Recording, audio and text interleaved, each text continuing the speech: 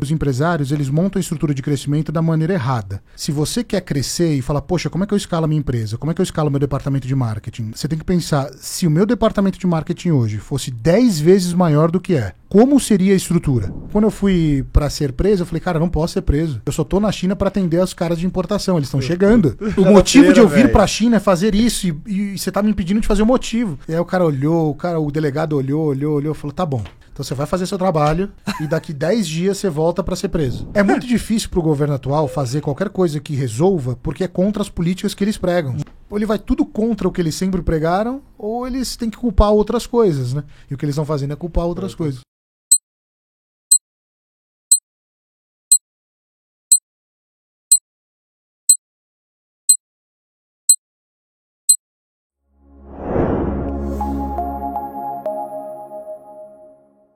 Seja muito bem-vindo a mais um episódio, mais uma temporada do Dali Pra Não Tomar, o podcast que é feito pra você que dá porrada e não toma porrada no dia a dia. Vendedor, empreendedor, dono de negócio.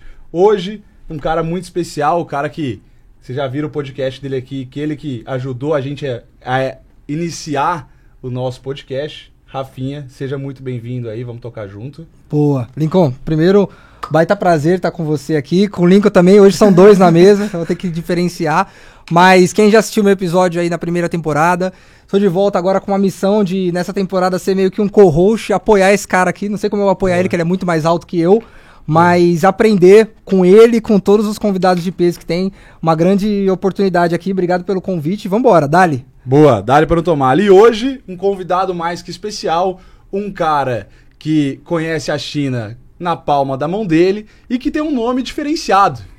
Seja muito bem-vindo, Lincoln. Dois Lincolns na mesa. É engraçado, não é um nome comum, né? Eu fico pensando os Julianos, os Flávios, os Rafael, o tempo inteiro olhando quando chama, né? Porque ele falou assim, é um prazer estar aqui com você, Lincoln. Aí eu olhei, né? Eu não tá acostumado. Eu falei, caralho, então vai ficar esses... Mas que legal estar aqui, compartilhar um pouquinho de conhecimento lá da nossa operação, também de China. Acho que tudo isso junto, o pessoal vai sair com uns insights legais daqui hoje. Legal. Cara, é um prazer ter você aqui com a gente. E a gente sempre gosta de começar aqui, o Xará, com a seguinte pergunta. Quem é o Lincoln atualmente? Qual cadeira ele ocupa? O que ele faz no dia de hoje, no dia a dia? Olha, acho que dá pra fazer Beraldo. Eu vou chamar de Beraldo, senão eu vou estar me chamando assim. A cadeira acho que eu ocupo hoje, vamos falar no aspecto, só olhando da empresa em si, né? Do ano passado a gente teve uma reestruturação grande, então eu estava sentado como CEO de um grupo.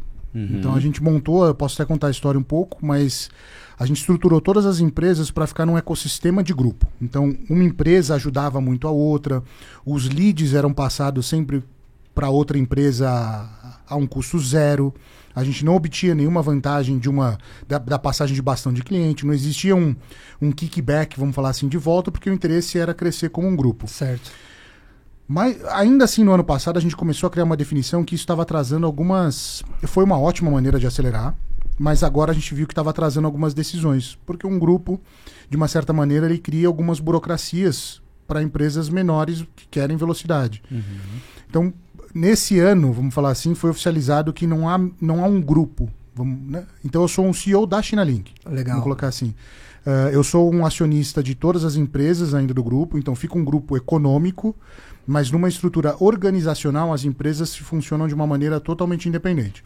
É claro que existem algumas BUs, que existem empresas que ficam no meu guarda-chuva, em outro sócio ficam outras empresas, mas ficou separado em 5 unidades de negócios diferentes, sendo que cada sócio toma conta de uma. Dentro dessa unidade, tem segmentos parecidos, ou às vezes não, do segmento que aquele sócio executa, né? Legal. Deixa eu já fazer uma pergunta para ele, eu acho que é uma dúvida de quem não conhece o Lincoln, quem não conhece está perdendo tempo. O que é a Chinalink hoje? A Chinalink é a líder de mercado, é uma empresa que nasceu para ajudar empresas a começar a importar ou melhorar o processo de importação. Legal. Então a empresa fala assim, puxa, no passado, eu diria 5 anos atrás, importação era um diferencial. Então era diferente, quem importava estava na frente, começou a ser falado nos marketplaces, nos conteúdos de e-commerce, as pessoas começaram a procurar mais, né? Eu falo isso pelo número de criadores que entraram no YouTube, no Instagram, mais ou menos nesse período, em 2020, que foi junto com a pandemia um pouquinho antes. Varejo fechado, boom do e-commerce, da onde vem os produtos, de importadores, logo precisa importar. E quando a gente pegava naquele momento, ainda era poxa, eu vou ser diferente, eu vou ter preços melhores. Mas hoje em dia, na realidade, desde o ano passado, mas principalmente de 25 para frente, a importação não é um diferencial mais, é meio que sobreviver. Commodity. Porque não diria nem um commodity, porque se você não importar e quer escalar, não tem mais como, né? Você não Porque tem margem, tá mão de a obra. frase que a gente tem batido muito nos conteúdos, nas palestras, que eu falo muito, que se o seu concorrente, o seu maior concorrente, se não é hoje, mas é o que vai ser, é o seu fornecedor. Uhum. Então, o seu fornecedor antes tinha uma cadeia muito bem definida de suprimentos, que, poxa, eu vendo para você, você vende para ele, cada um nas suas limitações ali, a gente se respeita. Hoje o distribuidor não tem esse respeito, ele cria eu não diria nem respeito, ele quer crescer, né? Então ele vai direto no marketplace, ele faz um perfil lá, muitas vezes com um nome diferente, que o cliente dele não vai saber o nome, então ele nem sabe que está lá, ou ele pega um sócio terceiro que não aparece, que faz a mesma coisa. Então ele concorre direto com quem está vendendo. E aí a não margem sobra dele é expectativa. maior que a sua para você Tem negociar. preço. E aí ou ele está ganhando mais, ou, se ele for esperto, ele põe o mesmo preço e fica quietinho, ganhando mais com margem, né? E se ele for burro, que acontece com muitos distribuidores, ele começa a baixar o preço, e aí o próprio cliente dele começa a buscar alternativas para sair Achar dele, um né? fornecedor que dê um preço que ele vai competir no Mercado Livre, né? É um tema muito batido, inclusive, em vários eventos de e-commerce já há uns 5, 6 anos que eu acompanho, que é o D2C, né? Como que você pega a indústria e joga ela direto lá para o consumidor. E faz muito sentido. Eu nunca tinha pensado dessa ótica de que o seu maior concorrente provavelmente vai ser o seu fornecedor. E faz parte da cadeia, né? É porque a indústria, quem tem lucro hoje no marketplace? Indústria e importador. O cara que está comprando do Brasil e revendendo, quando ele põe se ele tiver um bom controle financeiro, ele não ganha dinheiro. Ele ganha ali 2, 3%. Ele gira dinheiro. Isso, tá mais no giro, às vezes tá Aí ele agregando fala, valor para tô compra. gerando legal. E se ele não sabe o momento de sair, de pegar esse fluxo e ir para um negócio um pouquinho com mais margem, ele percebe, ele fala, cara, não tá dando certo, alguma coisa errada. Se pegar talvez um novo empreendedor, que é aquele que a maioria de todos mistura no começo, né? Mistura um pouquinho a conta pessoal com o profissional. Aí ele fala, puxa, eu tô estourando, deixa eu ver se eu troco de carro. Tirou um pouquinho, quebra. Ou fica muito apertado, ele não vai ter capital de giro, né? E aí o cara fala, poxa, eu preciso importar. Só que quando ele importa, ele precisa de grana também na frente. Então ele fica nesse paradoxo. A indústria está ganhando dinheiro, então ela não quer vender para o distribuidor. Exato. Se ela pode colocar lá no marketplace, se ela já tem estrutura, já tem equipe, gente sobrando sempre teve a indústria, né? Sim. Ela pega e solta e vende. E como que você vê, assim, para esse cara que é pequeno e hoje ele é lojista, começou a colocar no Mercado Livre e tal, porque quando a gente fala de importação, tem um mínimo que eu preciso importar. O lojista, ele só vai conseguir importar depois de ele ter um volume razoavelmente bom, vamos falar assim. faturamento. Uma importação para valer a pena não dá para trazer menos de 150 mil reais. Tá. Então o cara precisa ter... É de uma vez só? Não, mas é no período de 6 meses ele vai ter que conseguir descolar esse dinheiro. Seja um pouquinho agora, um pouco daqui a pouco, vai ser mais ou menos isso. E aí você fala assim, poxa, muita gente não tem esse capital, principalmente o pequeno lojista. O que ele deve fazer? Ele deve ignorar a importação? E eu diria que sim. Ele deve se preparar aprendendo, lendo sobre, entendendo quanto ele precisaria para importar, porque assim, é difícil você falar assim, eu preciso importar, mas quanto dinheiro você precisa? Não sei. Seu produto tem certificação? Não sei. Como qualquer sonho que a gente tem, se a gente quer um carro, uma casa, a gente precisa do projeto antes, a gente precisa de uma coisa, senão a gente não sabe para onde correr, né? Então o pequeno ele vai ter que buscar só conhecimento, porque no fim ele não vai conseguir trazer.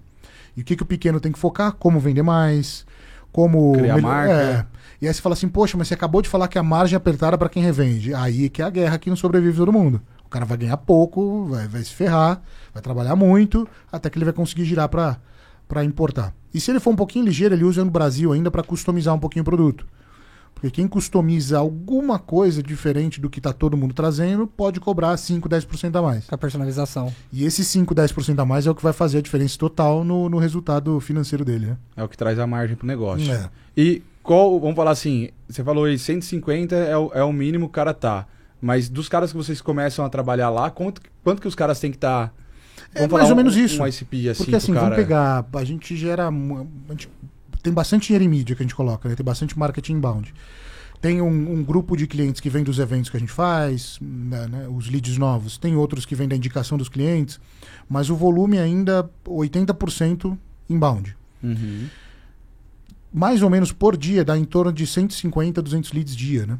Então a gente já vê que tem muito interesse de gente querendo importar. E é engraçado que assim, quando a gente pega o volume, só a China Link, sem contar, a gente tem uma outra empresa de importação, a gente tem 2 outras empresas de importação no grupo, né? As 2 maiores do Brasil são minhas. Né? Muito bom. Aí, quando a gente pega esse volume, se somar só o da China Link, dá em torno de 300, 400 mil de mídia mês. E aí você fala, porra, olha o dinheiro que eu gasto em mídia, eu faço todos os eventos de e-commerce e quando a gente vai ainda, 60% nunca ouviu falar da empresa. Fala, nunca ouvi falar, quem que são vocês? Aí alguma galera conhece, então você fala, cara, é muito dinheiro pra você ficar, para as pessoas te conhecerem, né? Então o que a gente faz hoje, a maioria ainda são os leads inbound, vamos falar assim, né? Legal. Ô, Lincoln, deixa eu puxar uma... Olha lá, viu? Vocês estão vendo, né? Puxar uma pergunta. Você comentou sobre os leads que vêm através de palestras, de conteúdo. E a gente falou até nos bastidores aqui, você vem virando um grande produtor de conteúdo, evangelizando o mercado, desmistificando a China, tirando aquele monstro que há 10 anos atrás fala, pô, China é muito distante. E você mostra que tem caminhos para fazer isso se tornar viável. O quanto que isso de se tornar produtor de conteúdo, de começar a subir em palco cada vez mais, contar também a sua história, agrega para a marca e para o papel da vendas da sua empresa? Eu lembro que o Alfredo ele me falou uma vez assim, se você, lá a história dele de como ele conseguiu ganhar palestras no começo, né? E ele fala que ele pagava para palestrar no começo e depois ele começou a fazer de graça por um tempo para depois ganhar, né? Eu não tenho essa intenção de fazer como uma fonte de receita. É claro que eu gostaria, eu não reclamaria. E é legal, né? Subir não ali. Seria o objetivo, não trabalho para isso, né? Para ser uma fonte de receita. Mas todo pequeno empresário, ele tem que olhar para isso. Eu acho que muita gente ainda, igual você falou, o cara da Globo, que veio aqui, ele não tinha nem Instagram. Eu acho que ele tá muito atrasado, sabe? E eu entendo que é ruim se expor, é ruim falar, mas quando a gente definiu isso como estratégia no ano passado, em 2024, a gente falou assim, ó, a gente vai pegar a minha rede e vai começar a fazer ela como uma captação de lead. Você teve alguma resiliência para fazer isso? Não porque eu sempre gravei conteúdo para a empresa. Então quando eu comecei a gravar YouTube em 2013, o canal chamava China Link, eu que gravava, então as pessoas me conheciam do canal do YouTube. Tá. Só tinha eu e mais uma pessoa que gravava conteúdo de importação. Eu gravava direto da China.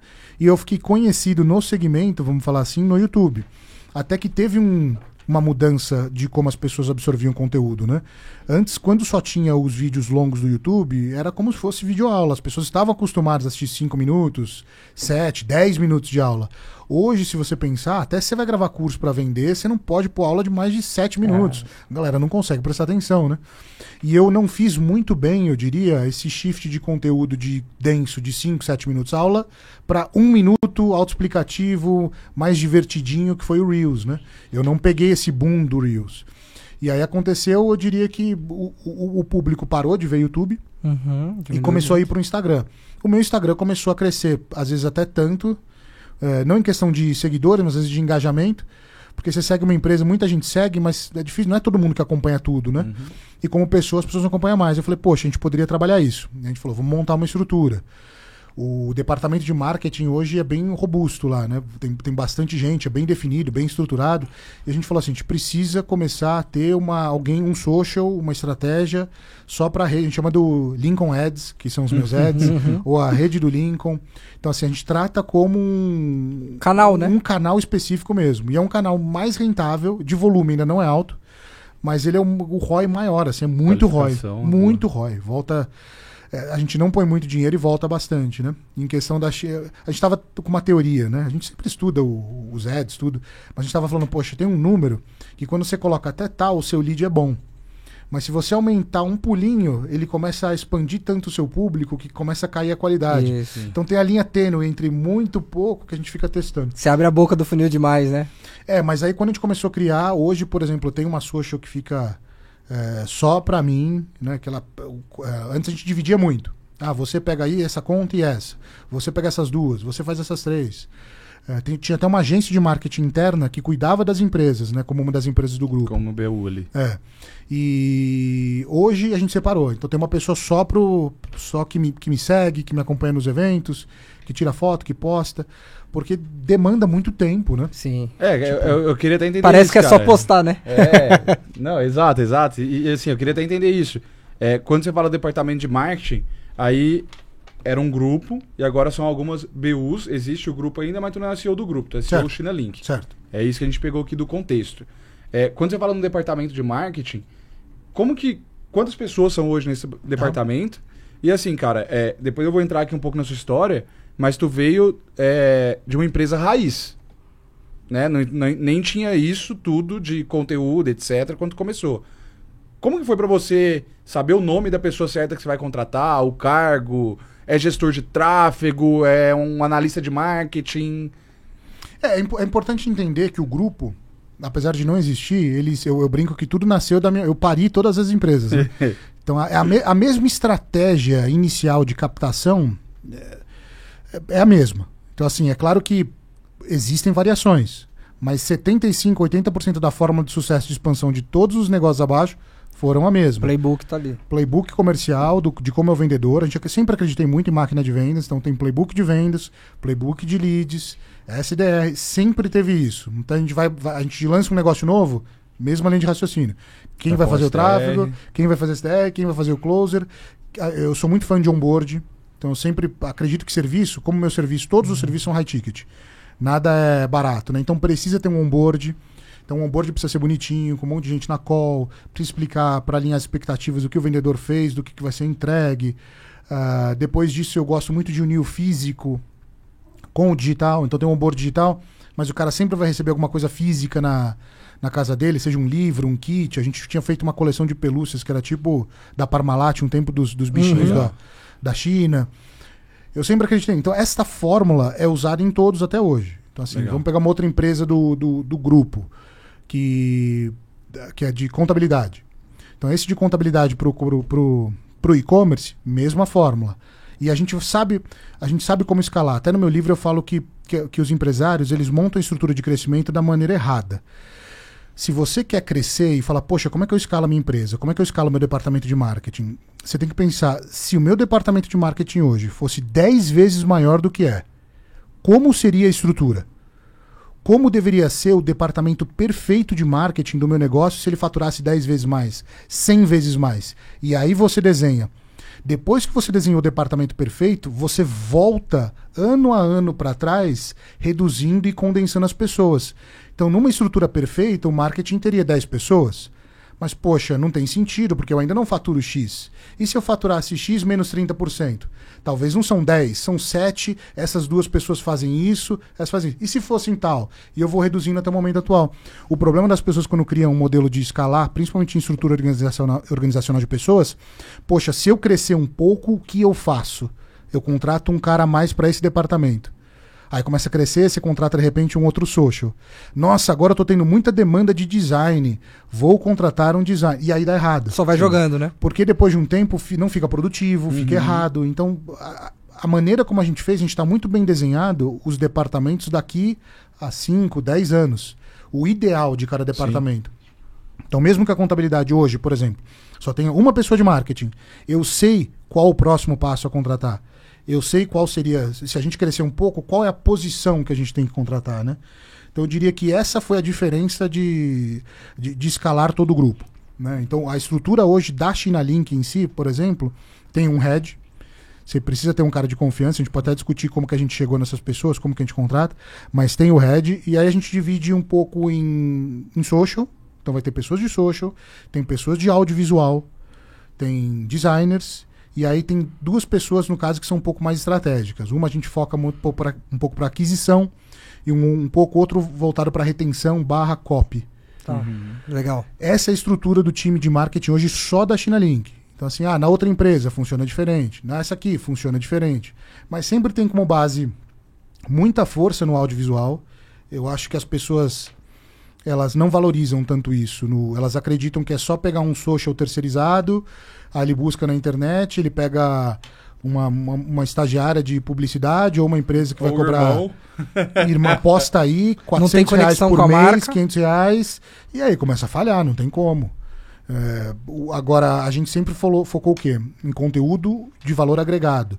Vídeos mais editados, um vídeo mais trabalhado. Por isso você pega todos os conteúdos da Chinalink, você olha os vídeos, são bonitos, porque é uma câmera profissional, é isso. Isso causa impressão com o serviço que a gente quer vender, né? A credibilidade e a autoridade para você atingir o cara high ticket, porque se você tá vendendo serviço high ticket, fazendo o pior conteúdo, mais amador possível, o cara fala, cara, os caras não estão bem. Eles estão vendendo a esse preço, mas olha o nível do que eles estão entregando para mim na internet. Exato. Então, assim, a estrutura de marketing que a gente montou é bem peculiar, mas ela funcionaria para serviços. Então, se pensar assim, eu sou... Para produtos, eu tenho boas referências, eu saberia fazer algumas coisas, mas a minha especialidade sempre foi... Eu só tenho negócio de serviços, né? Para não falar que não tem um de produto, 2 negócios de produto, que eu sou só, mas assim, é muito focado em... Os que eu mais tô sob o comando são serviços, né? E assim, cara, tu teve ali até a sua história, né? Tá no seu livro lá, que com 23 anos foi pra China, foi até preso lá, enfim. Cara, como que foi essa trajetória dos 23 até esse pensamento de hoje de ter sociedades? Porque, pelo que eu entendi aí, tu tem um sócio contador, mas tu tem uma contabilidade, quer dizer, mas tu não é contador. Eu consegui abrir a contabilidade sem ter um sócio contador por um tempo, mas não deu certo. Então não posso dar te exemplo. Você trouxe especialista. Mas a estratégia de crescimento do grupo foi mais ou menos assim. Por que ter grupo? Foi ter grupo, depois separou, né? Mas eu tava na China, queria crescer. Para abrir a China Link lá no começo, o primeiro ano eu fiz sozinho, e o segundo ano eu entendi uma fórmula. Eu falei, poxa, eu achei a fórmula. Eu estou na China, 9 horas da noite, 10 horas da noite começa o tempo para ligar para o Brasil, porque era o horário do fuso. Sim. Eu vou ter que fingir que eu vou comprar um produto que eu quero vender. Então eu falava assim, comprar... Eu tinha muito conhecimento de produtos de telecom, porque eu vim desse segmento. Então eu digitava assim, comprar produtos de telecom, comprar fibra ótica. E eu pegava lá quem queria vender, né? Tava a lista, vendemos fibra, distribuidor, tarará. Aí eu ligava para essas empresas e falava, oi, bom dia, eu tô ligando da China, queria saber se você queria comprar equipamento e tal. E a pessoa, manda e-mail, aquele papo básico, né? E muitas vezes deu certo. Eu mandava orçamento, comecei a mandar alguns produtos, começou a funcionar. Nossa. Só que eu vi que o limite ali era humano. Não tinha como eu ligar mais do que X durante tal período, né? Eu até inverti o horário, a gente trabalhava muito à noite, mas chega uma hora que não é produtivo, você precisa de mais gente, né? E aí o primeiro sócio assim que entrou foi o Felipe, que fica na China, que eu falei assim, Felipe, cara, eu achei a fórmula, você tá aí, ele trabalhava um amigo do pai dele que arrumou um trabalho dele lá na China, ele foi para estudar mandarim, né? Eu falei, você tá aí trabalhando nessa empresa, você não quer tentar um negócio diferente aí? Você não quer fazer um negócio? Aí ele falou, pô, legal, como é que vai funcionar? Eu falei, eu não tenho dinheiro para te pagar, não tem nada para ganhar, a gente vai ter que trabalhar assim por uns 6 meses, e é isso. E aí ele falou assim, poxa, e eu falei assim, mas por que eu faria isso? Eu falei assim, eu te dou 10% da empresa. Aí eu falei assim, você não precisa pagar nada, na verdade, quando tiver lucro um dia, você me paga. E ele falou, ele demorou muito para aceitar isso, ficou uns 2, 3 meses. Ele tava comprando seu sonho e sua visão, né? E é difícil acreditar no sonho do outro, assim, né? E aí, depois de um tempo, ele topou. E a gente começou a escalar, ligar o dobro do que a gente conseguia. E o segredo ali foi, cada vez que eu conseguia um dinheirinho, eu não dependia da empresa. Porque de final de semana eu trabalhava eu fiz segurança de bar. Você fazia seus rolos na China. Meu dinheiro Lincoln, para eu pagar meu aluguel, para eu comer, para tudo, eu conseguia meu dinheiro, trabalhando por fora. O trabalho da empresa, tudo que ganhava voltava para a empresa, porque não tinha nem prolabora de ninguém. Sim. Então a gente dedicava lá 8, 10 horas por dia cada um, e voltava para a empresa. Vendeu um negócio, a gente falou, pô, a gente precisa contratar um chinês. Contratava um chinês. Vendeu mais um negócio, poxa, outro chinês. Vendeu outro, vamos fazer isso. E sempre foi nesse... Eu vendia alguma coisa, eu pegava o dinheiro e reaplicava. Na raça, né? Foi dando certo. E aí foi dando certo, crescendo, chegou E um salto muito grande que a gente deu na China foi quando tinha uma empresa, um distribuidor muito grande de Goiás indo visitar o escritório. Era um escritório, era desse tamanho aqui, dessa sala de podcast. E aí ficava meio que todo mundo empilhado aqui e tinha um sofá que cabiam 2 pessoas. E eles falaram assim, vamos nós 3 aí. Eu, não sei o que, eu falei, puta, não tem nem lugar. Só cabe 2. Aí pensando, não, cara, vamos, tal. E aí quando eles estavam chegando, um mês antes, assim, eu comecei a olhar o escritório pra mudar, né? Olha o CAC aí. Mas assim, nesse caso, eu lembro que eu pagava no escritório tipo 2.000 dinheiros, né?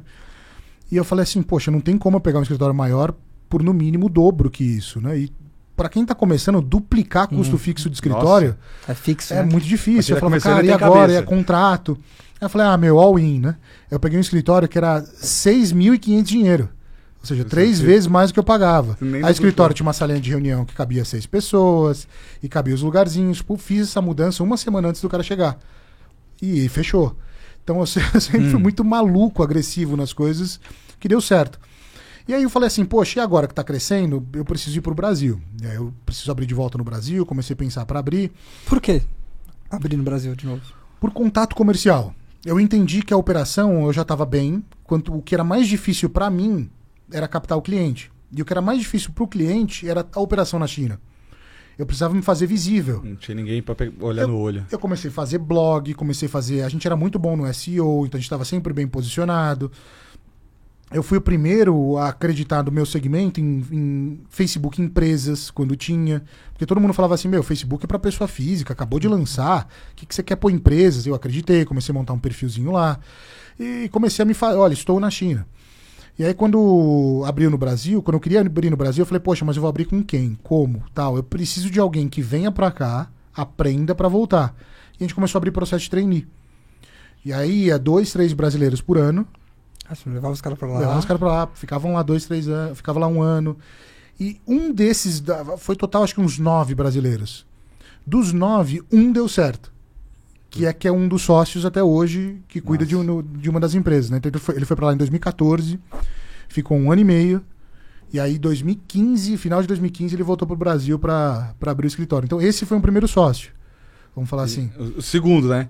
O segundo. O primeiro foi o Na Raça que acreditou contigo. O terceiro foi um estagiário da empresa. Pô. Começou como estagiário, começou a dar certo. Aí teve uma das sócias da China, em um determinado momento, ela queria abrir uma indústria de em gel, né? Uhum. E não conflitava totalmente como a gente fazia. Ela falou, poxa, eu quero vender minha parte, quero sair, quero ir para esse negócio. A gente comprou a parte dela, né? E entrou a chance para esse sócio estagiário falar, poxa, será que eu não posso também comprar uma parte? Ele já era como se fosse um supervisor comercial, relevante no negócio. A gente falou, não. Claro. Sim, claro, vamos. E esse hoje, por exemplo, é o sócio que toca a divisão da Mamba, que é a líder no segmento também, e o 12P, que é uma empresa de produto digital de importação, né? Legal, então hoje ele toca essa divisão, entrou como estagiário e pegou essa chance. E o último sócio que foi, na verdade tem uns 3, 4 para virar sócio agora. Legal. Porque eu tenho um processinho de vesting. Depois que o cara fica 5 anos com a gente, ele entra nesse processo, né? Legal. Então a gente pega uma empresa nova, toca aí. Se em 3 anos ele bater as métricas, ele vira sócio, né? Ele vai a cada ano muda. E foi a única maneira que eu achei para expandir. A da contabilidade, a gente pegou uma das pessoas do grupo, que era uma administradora, estava estudando contabilidade, hoje ela é os dois, administradora e contadora, mas não adianta só estudar, né? Uhum. Então o primeiro ano da empresa, um ano e meio a gente bateu muito a cabeça, né? Porque eu abri uma contabilidade sem ter um contador. E aí a gente não conseguia escalar pela parte técnica, né? Pela parte de operações. Aí entrou um sócio contador que falou, não, olha, é assim, a operação é assim. Ia vender serviço, eu sei vender. Então eu falei, tá bom, agora eu vendo, tem um cara que entrega. Então os sócios nasceram tudo de estruturas que estavam com a gente antes e acreditam no Vest. Tem uns 3 para virarem sócios. Estratégia de crescimento ali, o sócio. Eu acho que o cara que trabalha com serviço, porque produto, vamos falar assim, ou se você tem uma startup, tech, você um dia pode pensar em vender que tem novos donos. Uhum. Se você é serviços, a única coisa que você pode fazer é vender para a sucessão é a sua equipe, né? Sim. Então se você Faz quer que seu porque negócio você não jeito. sua empresa. A sua empresa não tem um valuation. Sua valuation é o que gerou caixa. O cara vai ter que comprar para fazer o serviço. Deixa eu tirar uma dúvida. Você falou uma coisa que eu gostei muito, que foi sobre serviço, você ter que alinhar a expectativa, o onboarding e tudo mais.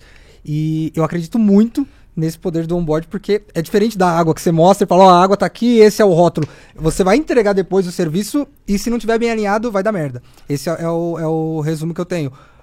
Como que você faz hoje esse alinhamento e se você sofre hoje com pessoas querendo fazer o que você faz, mas obviamente porque tem uma estrutura menor ou até uma visão de negócio menor, uma precificação errada, cobrando menos e você tendo que agregar valor para o seu negócio. Como que é? Existe essa dificuldade ou pela marca que vocês criaram? Não, hoje a gente... Eu acho que hoje, felizmente, pela marca que a gente criou, eu fiz uma marca que se alguém vai buscar alguma coisa, vai bater na gente de alguma maneira, né? Legal. E o posicionamento que a gente fez sempre foi como uma empresa mais premium, sempre foi com uma estrutura maior, sempre foi martelando isso. O concorrente que quiser adentrar e copiar essa estratégia, ele vai ter muita dificuldade porque não vai ter grana para segurar muito tempo. A importação, apesar de ela ser muito sedutora pela ideia, a consultoria de importação, ela não dá dinheiro, né? É margem muito baixa. Não é se pensar como negócios do grupo, é um negócio de margem, uma das mais baixas do grupo todo.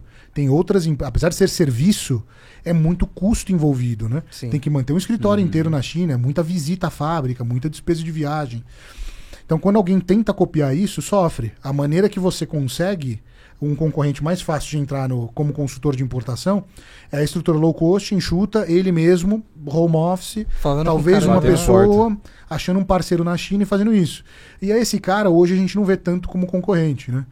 Ele faz parte como tem uma grande consultoria de contabilidade, de auditoria, e tem um auditor terceirizado, o cara que é Legal. sozinho, o autônomo. Então eles acabam não concorrendo, existe público para um e para outro. Agora, para cobrar algo high ticket, o principal, eu diria, é marca. Se você não tiver marca, não tiver associado, não adianta você falar que é... Você pode até entregar menos, né? Ou uma empresa pode entregar tudo do melhor. Se ela não tem essa visão que o cliente vê que é melhor que os outros, ele não consegue. E para serviço, a gente volta até no que a gente falou, tem muito a ver com autoridade, né?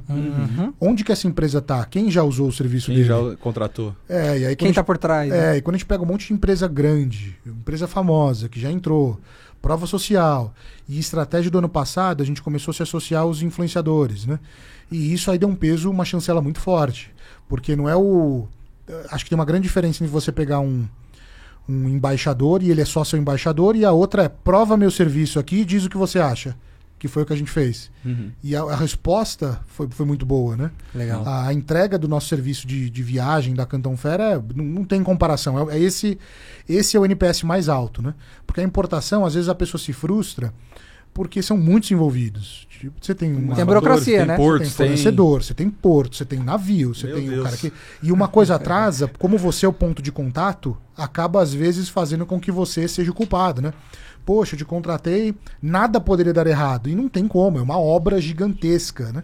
Agora, a viagem em si, muito parecido com os produtos de educação, de G4, né? De treinamento, você paga, entrega, experiência, acabou. Você não tem que fazer nada. Nosso também é assim, cara. A consultoria nossa, NPS bate 80, 90 e poucos. 90 Agora, e poucos, não, 80 e poucos. A meta é o que lá, Kai? 78 tá, né? Da consultoria. Da consultoria. Não, 75. 75. E aí quando a gente olha pra nossa imersão presencial no escritório, cara, ela bate 90 e plau. Porque porque 2 dias, o cara tem experiência. A consultoria não, o vendedor dele pode sair da empresa. Pô, o vendedor saiu. Cara, o cara tá puto. Não, Não, e e a assim, a consultoria expectativa é depende alta, do né? O outro. cara quer ele quer que mude tudo. Ele quer o botão mágico no final do dia. E ele depende do outro. A consultoria, você depende que a pessoa aplique depois do que você passou. Então, e se ele não tiver o resultado, a culpa é sua.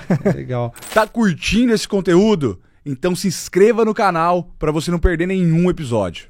Mas, cara, achei muito, muito legal, assim.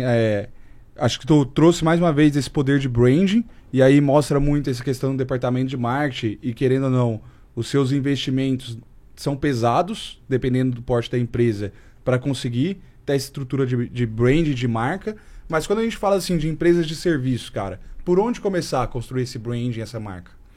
Eu tentaria muito hoje em dia, porque o grande influenciador, apesar de parecer bom, apesar de parecer legal, eu não acho que dá muito retorno. Ainda mais quando eu comecei a ter contato mais com esses caras e vi quanto eles cobravam, eu falei, cara, não retorno isso aqui nunca. E aí você começa a falar assim, poxa, talvez é pela autoridade, talvez é pra andar junto com o cara. Mas se você quer isso, aí tem esses clubinhos hoje em dia, né? Então tem o G4 Club, tem o Giants, tem um outro que é resenha. Masterminds. Esses masterminds vão te dar acesso a algumas pessoas. Então talvez você quer acesso, isso faz diferença. Eu sempre fui contra, tá? Eu fui muito resistente a networking, eu sou bem antissocial em geral, a minha vibe é ficar no escritório o tempo inteiro, eu não saio muito para as reuniões, eu não sigo muito bem esse playbook. Mas a partir do momento que eu fiz algumas vezes, dos 2 últimos anos, assim, falei, caramba, dá muito resultado isso. Muito. Porque depois do Alfredo, onde eu comecei a frequentar, comecei a mudar um pouquinho e me esforçar um pouco para ir em lugares, né? Sair um pouco e da é zona de bom você ter conforto. esses caras tipo ele, né? Que eles, querendo ou não, tem ali... Abre as portas. Não, tem os investimentos, mas, cara, ele te ajuda. Ele Sim. te dá um toque de roupa, ele te dá um toque... Ele te dá o toque além do só você estar com ele e te conectar às pessoas. Não, também, mas eu digo, além de, assim, hoje eu consigo... Esses dias eu perguntei, assim, acho que a primeira vez, assim, depois que a gente fechou a viagem, que tava tudo certo, então a gente já era oficialmente parceiros, né? Eu falei, cara, você tem mais alguns contatos legais, assim, que você acha que eu posso chamar? Ele começou a passar, assim, uns 15. E só nome que eu olhava, eu falava, caramba, esse cara, nossa, olha esse. E depois que ele foi, passou 6... Porque assim, o pessoal vai, eles querem saber se deu merda. Então, louco pra ver que se deu merda, deu errado. Não. E aí, não, foi bom. Ele tá afirmando que foi bom. Qualquer pessoa que eu mande mensagem agora, me assusta até, né? Que às vezes em 2 contatos você chega em... Falei, caramba, esse cara, eu só assisti ele de longe, hoje ele tá aqui comigo e tal. Acho que uma pessoa que é muito gênio é o Denner, né? O Denner da V4, sim. Você conversa com ele, o cara é muito bom e vai estar lá comigo. Né? Ele tá feliz de estar comigo porque eu vou levar ele pra China, mas eu tô feliz de estar com ele, é o contrário, né? Quando vocês vão? A gente vai em abril. Nessas agora. Aí o Ícaro falou, pô, tem um cara que quer ir aqui, você conhece? Aí ele tirou a foto, era o Sobral, né? Sim. Aí o Sobral me chamou, a gente fez uma reunião, eu falei, caramba, cara, é o cara que, tipo, muito rápido as conexões. Sim. Então, além eu diria assim, influenciadores grandes são bons pro pequeno fornecedor de serviço. Eles são bons, mas a maneira mais fácil de ele começar a se tornar relevante é entrar nesses pequenos clubes. Então, eu sou fã da G4, então talvez vai pra lá, comece nos cursos, comece nas palestras, comece a fazer visto. Porque você vai ver alguém falando assim, poxa, olha que legal que esse cara faz, deixa eu copiar isso. Nossa, olha que legal esse cara faz, eu vou modelar isso. Aí você falou de roupa, olha como esse cara se veste, eu acho que é legal, pô. A pessoa começa a se olhar, né? Eu acho que esse lance que você falou de roupa, na última década... É uma parada que me fez seguir no Stories, mano. Porque todo dia ele posta o kitzinho dele, eu falo, caraca, irmão, aí eu abro meu guarda-roupa tudo preto. Eu acho que na última década mudou um pouco, né? O homem tinha que ser desleixado, né? Sim. Tipo, o homem tinha que ser homem, não podia. Então, a parte boa, acho que a cultura woke trouxe, foi que alguns falaram, poxa, talvez eu possa pegar esse pedacinho aqui, né? Porra. E as pessoas começaram a se olhar. E você, em eventos desse, você se questiona, né? Você fala, caramba, talvez essa minha Polo de 3 anos de uso aqui, eu preciso comprar uma nova. E aí isso leva. Então, acho que pro cara de serviço, começar pequeno em eventos e benchmark. Fala, puxa, isso é legal, essa empresa faz isso, essa empresa faz isso. E aí ele vai começar a escalar aos pouquinhos, né? Se eu pudesse agregar, quando você está num clube, você tem controle da demanda, né? Agora, se você vai para um influenciador grande, por exemplo, o Alfredo, se ele se associasse a você e você não tivesse a entrega que você tem comprovada, provavelmente nem o Alfredo ia querer estar perto de você e você não ia ter estrutura para atender a demanda que ele traz. Então, no clube, você fala, hoje eu vou fazer 3 contatos porque é o que eu consigo atender e ao pouco tempo eu vou escalando. Isso aí. Massa, cara. E, cara, que história é essa de ser preso na China? Essa eu não sabia, não. Hoje, assim, quando a gente olha essas coisas, assim, todo mundo passou do perrengue, né? Hoje eu dou risada, mas foi muito ruim na época. Eu fiquei muito... Foi bad, né? foi bad, eu fiquei deprê, falei, que merda, pior momento da minha vida. E foi por um negócio idiota, né? Só que aquele negócio idiota, que o malandro, ele faz malandragem até ser pego, ele acha que ninguém vai pegar, né? E na China, pra você dirigir lá, você precisa ter carteira chinesa. Precisa ser chinesa, você não pode pegar não a sua. Tem internacional. Retirar uma nova. Tem que tirar. Hoje eu tenho, mas naquela época eu falei, sou malandro, pô, sou malandro, brasileiro. Quando chegava, às vezes alguém parava, você falava, não, falava em inglês mesmo, não falo. Aí o policial não conseguia falar com você, ele olhava, é o gringo, ele falava, cara, vai. E passava. E eu sempre joguei isso daí, sempre fiz essas coisas, até que uma hora não funcionou, né? Era tipo um mega comando, assim, tipo, quando foi, não tinha como falar ali. O cara falou, hoje não, meu amigo. Ele falou hoje não. E o que foi bizarro nessa história, eu lembro que era o feriado de Ano Novo, era o feriado de aniversário do partido, que sempre é 1º a 7 de outubro. É a Semana de Ouro. E a Canton Fair sempre começa no dia 15. E era mais ou menos o último dia de feriado. Cheguei lá, penúltimo dia, então eu ia ficar. A penalidade eu não fiquei com ficha criminal, né? Você estava morando na China nessa época? Não é ficha criminal. A China separa em pena administrativa e criminal. Isso é uma pena administrativa. Que eles usam muitas coisas para trollar o povo, assim, com essas penas administrativas. Exemplo de uma, tem os lugares que eles não querem que atravessa fora da faixa. Aí, se você atravessa fora da faixa, quando tem os mini comandos, eles vão te pegar, colocar um chapéuzinho tipo de bobo em você, com uma camiseta. Eu desrespeitei a lei. O gringo lá vai e fazer você tem que ficar lá 15 minutos ficar esperando assim, parado. E aí eles te registram que você sabe, a próxima é uma multinha. Então eles fazem essas coisas que podem humilhar o povo, porque foda-se, né? Eles podem. Aqui não daria certo. Aqui ia ser balanço. Então lá tem essa pena administrativa e pena tal. Então tava um penúltimo dia e eu lembro que quando eu fui pra ser preso, eu falei, cara, eu não posso ser preso. Eu só tô na China pra atender os caras de importação. Eles estão chegando. Então, o povo tava esperando. O motivo de eu vir pra China é fazer isso e você tá me impedindo de fazer o motivo. E aí o cara olhou, o delegado olhou, falou, tá bom. Então você vai fazer seu trabalho e daqui 10 dias você volta pra ser preso. Aí eu falei, tá bom. Aí eu fui, trabalhei, procurei um advogado, não sei o que, tentei, mas... Que calma. Olhou passagem pro Brasil. E no fim, assim, lá é muito... é muito mais sujo que aqui, por causa que é um partido só, tipo, tudo é muito na camaradagem. Então eu lembro que chegou o delegado e o advogado falou, pô, vai, não sabia, não sei o quê. O advogado Aí chinês, o delegado, né? aí o delegado é assim, o delegado quer um favor do advogado, porque depois ele pode precisar, e vice-versa, então todo mundo quer ceder um pouco. Ah, só que ele não pode, ele falou assim, cara, não posso, porque ele saiu na TV. O bar que eu frequentava, as garçonetes falavam, eu te vi na TV. E aí, aí, sendo, mas eu não fui, né? Eu tava solto. Sim, Aí ele falou pô. assim, cara, saiu na TV, saiu no jornal, não tem como. Então vamos fazer o seguinte, em vez de 15 dias, 5. Só pra sentir o gostinho ali e não Aí fazer eu de falei- novo. Aí o advogado, meu, 5, rapidinho, vai. Vai, aí foi te convencer, Eu né? falei, ah, tá bom. Aceita aí. Pensa que é uma velho. viagem. Mas pô. é muito na conversa, Nossa, pensa velho. nisso. Tipo, aqui no Brasil, não foi um ano não, Sim. pô, põe só 2 meses. Então é muito assim que foi ali, né? Essas cascas te deixaram muito mais robusto pra hoje, né? Ah, sim, aí você para de errar, né? Você para de fazer merda. Aí o malandro fica... Sim. Falei, não vou mais mexer nessa merda e tal. E, cara, se eu fosse trazer aí pra galera que tá escutando, quais são as maiores diferenças que tem de lá aqui, que você vê, assim, em termo... De Sei que negócio? tem muitas. Acho que vou trazer a diferença para negociar com o chinês. Acho que a principal erro do brasileiro é o... Quanto mais ele acha que sabe, na vida, né? Mais problema ele às vezes se arruma, porque ele fica com a cabeça fechada e não aprende nada. Mas na China, o cara que é assim, pô, eu sou negociante, eu sou bom, negocio, compro bem, sempre aqui. O Alfredão lá, então você tava mal. Não, mas Só que ele o Alfredo acha é isso, cabeça mas, aberta, pelo mas no menos. fim ele escuta. Ele para e escuta. E tem gente que não. Aí você fala assim, cara, aqui é diferente. O Alfredo fala, não, é verdade, aqui é diferente. O outro cara fala assim, não, pô, que diferente, só eu sei comprar. Vendas Eu é mandei vendas. mensagem assim. E aí o cara às vezes aperta demais o chinês em preço. Fala, não, preço, tá muito caro, faz mais barato. Essa caneca aqui 10 tá caro, eu quero pagar 7. Aí o chinês não dá 7. Não, se eu fizer 7 eu faço, se fizer 7 eu faço. Aí ele insiste e o chinês fala, tá bom, 7. Cara, eu sou bom, tá vendo? Só que- Lincoln falou que não dava pra comprar. Eu vim aqui sozinho aqui no WeChat, no Alibaba Chat, olha aí como eu consigo. Tá vendo? Lincoln tava errado. Recebe a caneca ruim. Um produto de 7.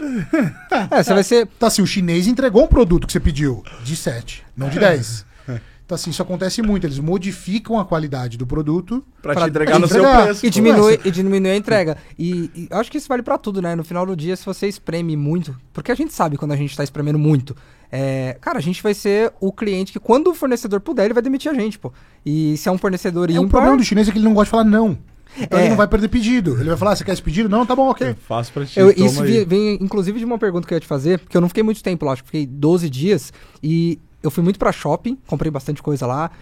No shopping o atendimento ainda era legal e tudo, mas o que me impressionou foi os painéis de LED, que é muito mais difícil de ver no Brasil. Mas eu fui nos shoppings meio Galeria Pajé, aqui de São Paulo. E, cara, tipo, era bizarro. Se você saía da loja, os caras vão atrás de você te buscar no corredor. Eu lembro que o Ismael, meu sócio, ele foi comprar um massageador de pé, aí era 900 e ele jogou 150. Eu falei, mano, você tá louco? Eu já tinha ido uma vez, falou, não, deixa comigo. No final ele pagou 250, mas pra pagar 250 ele teve que sair na loja. Isso é muito cultural da China como um todo ou é específico? Não, isso é lugar pro turista. Tá. Então, pro turista, pro gringo, que eles sabem que eles vão pra lá, vai ter esse teatro. E lá não tem como a gente ir sem Mas é passar por divertido. gringo. No fim é divertido. Não, dá. engraçado. É divertido. E tem gente que não acredita, né? Às vezes eu levo os clientes pra lá pra comprar, e chega nessa hora e falo, ó, você vai sair da loja, você vai fingir que não quer e vai embora. Aí o cara fala, não, mas eu quero. Não, cara, calma. Aí você vai, fala, calma, vem. Aí o cara sai meio que olhando pra trás, assim, e você vê o chinês ou a chinesa fica olhando assim, até ver, mas você desistiu mesmo, quando você tá longe, ok. Aí você vai e volta, ela faz por isso que você quer. Eles não vão perder negócio. Eu costumo falar que, pra você, se você tá nessa brincadeira e tá afim de fazer isso, se você saiu e não te chamaram de volta, é porque realmente estava pedindo o impossível. Aí você já sabe que aquele é o limite e depois você fala, tá bom. Era bizarro. Quando eu começava a negociar, eles viravam a calculadora e meio que falava, dá o seu preço aí, tipo, dá o seu preço. How much? É isso. Desse jeito. Eu tive a oportunidade de ir na feira lá na Snack, né, que é do Solar. E assim, cara, eu vejo que, falando de cultura, né, você vai pra uma Alemanha da vida, porra, né, os caras não querem nem falar contigo, tu é o estrangeiro. Na feira, cara, parece que os caras queriam muito fazer negócio comigo. Então, assim, a galera parece lá realmente gostar disso. Vendedor. Né? Desse comércio em si. Eles sabem, ainda é uma síndrome de país subdesenvolvido. Né? O Brasil também tem isso. Se a gente está numa feira, chega um brasileiro comprador de uma empresa e chega 2 alemães de uma empresa X, a gente fala, caramba, olha o gringo ali, vamos lá dar atenção. Descarta Então tem um o pouco brasileiro. disso. Isso aí é síndrome de país pobre, né? Eles são assim. Até porque a reviravolta econômica mas deles eles não são tem assim, tanto eles tempo. ainda acham que todo estrangeiro tem mais dinheiro, que todo mundo que tá lá tem muita grana, que tem uma chance. E pode ser que sim. E eles usam essa chance de te ver da maneira com todas as forças pra te impressionar, né? Pra falar, poxa, eu preciso ganhar esse cara. Tanto é que o gringo, quando vai pra lá, fica falando assim, nossa, o chinês me buscou no aeroporto de carro, me levou pra são fábrica, muito assim, me muito. levou pra jantar. Meu, o jantar tinha muita isso aí. comida. Cara, ele deu muita atenção pra mim. E aí você fala, pra mim que tô lá, é o padrão. Isso é o padrão. Não é, se ele não fizesse, era estranho. Não é que você é especial, não é que você é um cliente bom, só que é uma maneira que eles fazem pra todos, que quem tá recebendo isso pela primeira vez, fala, cara, eu sou especial pra cacete. total. Cara. Se eu for comprar, eu preciso comprar com esse cara. Olha o que o cara tá gastando comigo. Eu nunca buscaria o cara, a gente começa a fazer essa conta. E aí essa é a maneira como eles fazem, né? O gatilho da reciprocidade É, cara, errado. mas eu acho que isso o Brasil com certeza tem muito a aprender, porque foi isso. Quando a gente chegou ao Enzo pra comprar algumas máquinas, cara, você via nitidamente que o cara tava gastando um dinheiro que ele não tinha, pelo padrão de carro e tudo mais, mas ele ajudou eu a comprar presente pros meus filhos no shopping um dia que eu já tinha fechado negócio com ele. Mas pô, esse foi o cara que a gente não pediu desconto. O Ismael, que é chorão pra caramba de desconto, ele virou pra mim e falou assim, a gente comprou 4 máquinas lá e falou assim, não vou pedir desconto, velho. Não tenho coragem de pedir desconto. E é o que você tá me falando, é o padrão. Mas pra nós foi um negócio mega surpreendente. Tem também aqueles restaurantes que eles fecham salas, né? E é comum. O chinês gosta de comer sozinho numa sala fechada. É muito comum uma família fazer isso para negócios. E a regra é, sempre tem que pedir mais comida do que você pode comer. Ah, é? Essa é a regra. Agora isso, entendi. Isso vem de antes, né? Se vir uma pessoa respeitosa na sua casa, você não vai servir pouca coisa. Então, assim, aí a segunda regra é de sempre servir mais você pode comer. Se você comeu tudo, tá errado. O cara pediu errado e você vai ver que vai ter que chegar outro prato. Então é muito comum assim, eles pediram 10 pratos, você gostou de 2. Aí você comeu só os 2. Ele vai pedir 2 daquele de novo. Ó, tá aqui mais pra você, ó. Você fala, não, mas sobrar. olha quanto tem aqui. É, pra sobrar. Pra sobrar. mostrar, olha o quanto você é especial, né? E o Cambay? Cambei.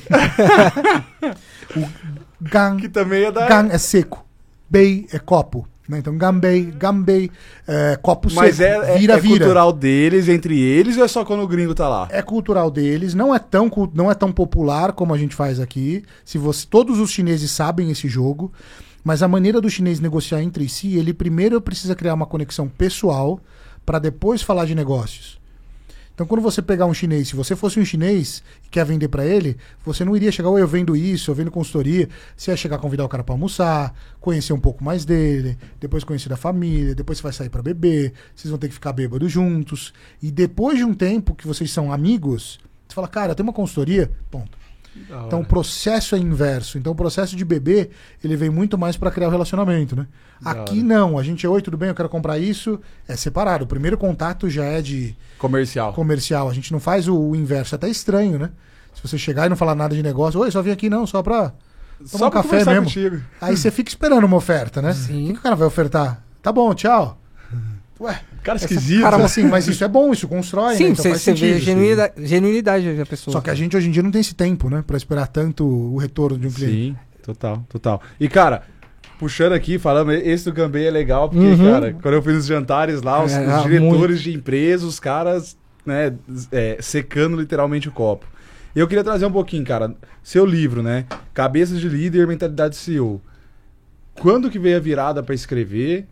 E o que tu quis trazer ali quando a gente fala de mentalidade de CEO, cara? Esse foi o segundo livro. O primeiro livro foi o de importação. E eu queria traduzir de alguma maneira, porque eu acredito que muita gente aprende através da leitura, muita gente através de audiobook, outras pessoas através de vídeos. Cada um tem a sua maneira. E eu sempre foquei em vídeos e áudios, né? Sim. Eu sou um comunicador muito melhor do que um escritor. Eu falo para outros escritores que eu encontro, falo, cara, meu livro é ruim, né? Ruim do aspecto, eu não sou um bom escritor. Ele é simples, também é uma linguagem com capítulos curtos. Eu demorei pra cacete pra terminar, porque eu não conseguia colocar as coisas. Nem tanto, mas assim, não é meu talento, né? Tem gente que pega e escreve rapidinho, então eu demorei. O primeiro. Já o segundo, eu escrevi ele muito mais rápido. E eu demorei muito mais depois pra revisar, porque o que dá trabalho é o pós, né? Depois você escreveu, vai pro revisor, aí você tem que ler seu livro de novo, e aí você reescreve isso aqui, ele fala, cara, aqui não ficou bom, muda aí. Isso que demorou, né? Mas o segundo foi muito mais rápido. O segundo eu queria focar muito em como todo mundo falava assim, meu, como é que você monta pra galera conseguir contratar tão rápido, escalar tão rápido? Porque a minha matéria-prima é gente, né? E aí eu falei assim, poxa, eu tenho uma fórmula, eu sei replicar isso, e eu tentei mostrar no livro. Nossa. Eu dividi em 2 métodos para um empreendedor. Então, se ele fosse um líder, o que ele precisa saber? Eu coloquei as principais inspirações de que me inspiraram e eu segui as práticas. A gente usa muito nas empresas o Jack Welch. Jack Welch foi o CEO da GE, né, de 80 a 2000. E ele pegou uma empresa que valia 15 bi e não tinha muito o que crescer, vamos falar assim, era uma empresa que ia crescer. E ele entregou valendo 400 bi. Ele trouxe algumas práticas que é a diferenciação, a franqueza. A franqueza, que era um negócio que ele falava muito, que era você ser sincero com as pessoas, parece um negócio tão ridículo, mas um dos nossos 6 valores da empresa é a franqueza. Então a nossa comunicação é muito objetiva. Né? Assim, mas lá a gente leva... Então, com treino, né? Assim, talvez com... Você tem que estar empenhado em fazer virar cultura. Porque no começo a pessoa se ofende, ela fica chateada. E hoje em dia todo mundo é paulada. Eles sabem assim, isso aqui tá errado, isso aqui tá certo. É muito mais rápido e veloz os processos de feedback. E menos doloroso, que não dá tempo de você criar birra. Você já falou e você já corrigiu. Isso aqui é muita... Esse demorou, assim, pra colocar, mas hoje faz parte. Você vê que é um dos que a gente conseguiu colocar para todo mundo, né? E depois dos aspectos de liderança, aí foram em práticas que a gente fala que é a mentalidade do CEO, né? Como é que um CEO pensa numa empresa pequena? E aí a parte processual, a parte de RH, de uma maneira prática com os playbooks que o cara monta para ele. Massa. Legal. Massa, cara. E aí? Estamos indo pro final já, filho. Tem que aproveitar. Ah, pergunta pro homem eu tenho um monte, mas tem um específico. Falando de negócios, né? Não da parte social. Se você pudesse pegar alguma coisa na China, colocar debaixo do braço e trazer pro Brasil, o que seria? Ou não tem essa coisa? Pra eu montar aqui, teria um negócio? Não, que você acha que mudaria a forma dos brasileiros fazerem negócios. Assim, que você fala, cara, isso aqui funciona muito lá na China, os caras ganham muito por causa disso, da forma que eles fazem. Eu acho que eu não sei se vai pegar isso no Brasil, mas o que tá estourando na China hoje é o live commerce. Eu falei isso até na última palestra que eu vi lá. 90% das vendas de live commerce do mundo hoje vem da China. É um negócio já bilionário no ano. Assim, muita venda. 90%? Do mundo sai da China. Então o mundo não começou a transmitir isso ainda. Será que a cultura do TikTok Shop ainda não pegou? Será que a partir do momento que isso vier para cá é uma tendência que vai acontecer? E eu te falo que tanta coisa que começa na China, eu falo, isso aqui não tá vindo, acho que não vai vir. Passa uns anos e chega aqui no Brasil como se fosse novo. Um pouco. Desde moda, assim, algumas coisas que eu vi eles usando, porque tudo chega muito rápido na China. Hoje a China está criando, mas quando eu morava lá, a Europa lançava uma coleção na China.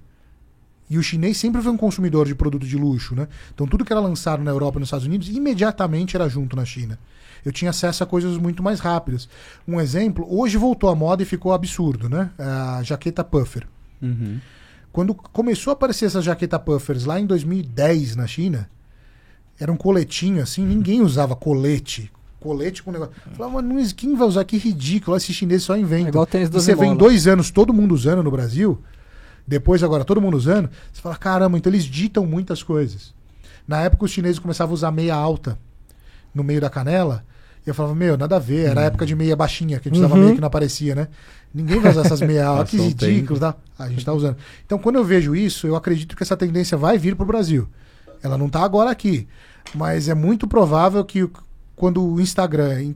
É o futuro já, social selling vai ser o futuro. O mundo está caminhando para isso. Né? A gente tem muitas escolhas de loja, a gente não quer cada vez se cadastrar em e-commerce, a gente quer uma compra rápida. Tá no Instagram que eu já sigo, tá no Reels que eu já vejo, comprar. Já que isso é uma tendência, logo vai vir programas de compras online. Que é tudo que a gente tinha na TV, de uma maneira em geral, foi mudado para o online. Sim. Os programas de TV são os do YouTube. Os shows ou as músicas que a gente ouvia de CD em MTV foram para o YouTube. Quando a gente pega a nossa distração dos programas de comédia, foram para o Reels de comédia. Os programas de venda, então assim, é uma tendência que só falta isso. Você fala, deixa eu ver esse programa aqui, deixa eu ver as promoções de tal horário. É o Gotini, compra da... É. Inclusive uma coisa que já aconteceu foi o iFood ano passado testou live commerce porque a Meituan lá explode de vender. Os caras compram delivery, comida, Que doideira. via live. E aí, enfim, fizeram alguns Que testes, doideira. entenderam que não é o momento, mas eu acho que é o papel de educação, justamente persistência, né? Quem tiver resiliência... E aí é questão do chegar antes, né? E eu acho Talvez que assim, é quem chegue aqui copiar 3 melhor. anos. Porque a Isso. fórmula tá funcionando. Vamos pegar assim, É. a menina que. Uma das mais famosas das influenciadoras chinesas do live sale, do live shop, ela veste uma roupa em 2 segundos e já troca. Não sei se vocês já viram. Não. Alguém joga uma roupa assim pra ela vai, prova, ela faz uma pose, troca. Ela tira e põe outra. Doideira. Então ela entendeu que a velocidade que as pessoas querem, se você ir devagar, comentando da roupa, nossa, a pessoa vai olhar próximo. E ali é tão rápido que você fala, meu, qual que é a próxima? Qual que é a próxima? Essa eu gostei. É dopamina. Deixa eu É diferente, cara. A gente não se adaptou tanto dessa maneira ainda. Então, Legal. quem copiar, quem fizer o benchmark melhor ali dos chineses vai ser melhor. Massa. Legal. Cara, 6 minutos finais. E aí tem uma aqui que ela é um pouco polêmica, mas foi você que... porque foi ele que puxou isso no Instagram, né? Ele puxou no Instagram sobre a questão ali de abaixar os preços, acaba tendo impacto na logística e em outros setores. Você viu algumas medidas aí que eles estão fazendo para baixar preço de alimento, etc. Cara, por que isso? Por que impacta logística e outros setores? Ah, lembrei, do vídeo novo, tá? Aham. A medida anunciada 2 dias atrás, com muito destaque, foi que os ministros se reuniram e eles definiram medidas para os preços dos alimentos que eles sabem que estão caros. E eles abaixaram as alíquotas de importação de vários produtos. Sim. Carne, açúcar, café, milho. Aí você fala, caramba, pô, o café tá caro. Legal. É isso aí, Vai pô. baixar o preço, né, meu? Só que não tem sentido nenhum, porque assim, vamos pegar o Brasil, maior produtor de café do mundo, maior exportador. Carne, segundo maior produtor do mundo, Esquece. maior exportador. Frango, segundo maior produtor do mundo, maior exportador. Milho, soja, segundo maior produtor do mundo, maior exportador. Aí você fala, caramba, açúcar, maior produtor, maior exportador. Aí você fala, poxa, Por que mas tá se a gente já baixando? produz pra cacete, o que adianta E baixar exporta? e que adianta baixar o imposto de importação? Não tem sentido nenhum. É para inglês e Mas cego ver. nenhum, pra inglês não tem ver. lógica. Porque se você já é o maior produtor de algo, você já tem as melhores condições. E aí você fala assim, poxa, mas você pode ser o maior produtor e você não vende muito. Mas não, a gente é o maior vendedor, a gente é o maior exportador. Exporta. Ou seja, a gente tem preço bom pra caralho, todo mundo compra da gente. E se a gente tem o melhor preço, como é que o nosso não é caro? Porque é melhor mandar pra fora. Porque a gente quer ganhar em dólar ou em euro. Porque o dólar tá melhor, é mais favorável enviar. Por que eu vou mandar pra cá? E o que acontece quando o dólar tá alto é muito comum o produtor falar, eu exporto, Ao invés de eu vender limito interno. a minha produção aqui no Brasil e aí funciona a inflação. Se tem pouco, aumenta o preço. Esquece, eu sofri com a indústria de embalagem porque, porra, a gente ia comprar papel, a gente voando de vender e não tem papel, mas a produção é interna, mas a gente tá exportando. Então isso acontece muito, não vai abaixar, não é Não é a muito mais solução. profundo, mas assim, não é nem próximo. Você vê que foi uma medida 100% política para acalmar ânimo. Pô, tá todo mundo reclamando, solta isso aí. Pega a assessoria de imprensa, solta, ministro, reunião, e o leigo vai, olha, tá vendo? Estão tentando. Estão fazendo alguma coisa. Abaixando. Vai abaixar. Só que não vai abaixar. O que abaixaria, vamos falar assim, na veia, seria os estados reduzirem o ICMS desses produtos. Uhum. Só que quando você dá subsídio para um lugar, você tem que cobrar Logo. de outro. Não tem E quando como. você já está num déficit alto, sua despesa já está, você não tem mais da onde colocar Esquece. despesa. E aí provavelmente nenhum governador vai aceitar. Falar, não, cara, não tem como, não faz sentido, não consigo. Eu tenho folha para pagar, não tenho como eu me endividar mais. Exato. E aí vai ficar só um isso, daqui a pouco solta uma outra noticiazinha. Mas essa daí foi só para Pra acalmar ânimo, né? não tem. Achei que o cafezinho ia ficar mais Porque barato. é muito difícil para o governo atual fazer qualquer coisa que resolva, porque é contra as políticas que eles pregam. Sim. Uhum. Então ele vai falar assim, ele tá numa. Ou ele vai tudo contra o que eles sempre pregaram, ou eles têm que culpar outras coisas, né? E o que eles estão fazendo é culpar outras coisas. Legal. Massa. Lincão, cara, obrigado pelo papo hoje aqui. Acho que a gente falou, como você, ele sentou aqui com a gente, né? Falou assim, cara, e aí, a pauta e tal? Eu falei, não, cara, vai falar um pouquinho de tudo. Um pouquinho de China, um pouquinho da sua empresa, um pouquinho de tudo. Eu acho que a gente cumpriu o objetivo. Esse aqui é o nosso lá, pra tu ter com você De Lincoln também. para Lincoln. De Lincoln para Lincoln. Depois eu vou pegar um seu lá, vou lá na firma buscar um seu. E, cara, a gente sempre fecha o podcast com o que o Lincoln deixaria de frase, de conselho, de palavra para o mundo. Eu nunca fui o mais talentoso, né? Eu não nasci com talentos. Eu sou o exemplo do persistente sempre vai ganhar a corrida longa, né? Eu me considero assim, em alguns momentos, eu gosto daquela frase que o cara fala assim, eu esqueci o nome dele, que escreveu aquele livro em inglês, Nobody Can Defeat Me, que é um negão que corre dos SEALs, né? Ele fala assim, nada vai me destruir. Não adianta, você pode me jogar, você pode me tacar no chão, você não vai me quebrar. Eu vou continuar. Então essa eu acho que é o que eu levo até hoje, ninguém vai me destruir. Então você não consegue ganhar de alguém que não quebra, né? É só aos pouquinhos, as pessoas, os empresários novos sempre perdem a batalha hoje em dia para eles mesmos. É muito difícil, é muita pressão. A família cobra, que não tá dando certo. Por que você não sai disso e arruma algo estável? Você com esse sonho maluco. Até quando você vai ficar insistindo nisso? E aí o cara, ao mesmo tempo, ele segue os caras de curso de Instagram que vem de ficar rico fácil. Aí ele fala, caralho, tá todo mundo conseguindo. Talvez... E aí fica São isso. dois extremos. Então assim, esquece essa porra e continua que se você tiver fazendo certo, não tem outro caminho. Trabalhe. Muito bom. Boa. Gente, esse foi mais um episódio do Dali para um Tomale e até o nosso próximo episódio. Não se esqueça, curtir, compartilhar e principalmente seguir o Lincoln, que vai estar o Instagram dele aí nas redes sociais. Dali para um Tomale. Valeu. Tamo junto. Gostou desse episódio? Então pega o link aí e compartilha com 3 pessoas para a gente continuar fazendo episódios como esse.